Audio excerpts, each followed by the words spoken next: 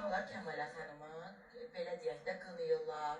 Bəziləri bayağı, bəziləri bilmirəm nə, hərə bir şey ad qoyur. Güya bəyənməyənlər də var da, Kəmalə gələndə ağzını büzürlər. Yəni, Kəmalə xanım bugünkü gün nəsə elib gündəmə gəlib düzdür. Amma sənəti də var.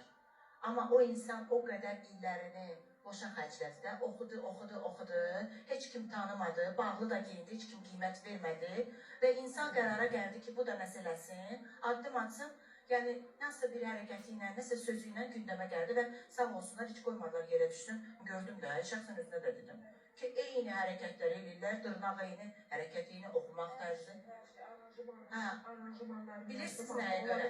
Siz o cür tutdunuz, yəni tutdunuz. Bunlar düşündü ki, biz də eləyək, bizdən alınsın. Amma insan şansı belə gətirdi. O başqa cür bura gəlib çıxa bilməzdi bugün efirə. Başa düşürsünüz? Müəyyən şeylər var da, insan... Başqa cür vaxtında gəlmişəm də, qurban olsa. Neçənci ilə efirlərə çıxıram. Bəstəkar mahnılarıyla çıxmışam, xalq muğamla da çıxmışam. Nə xeyri var?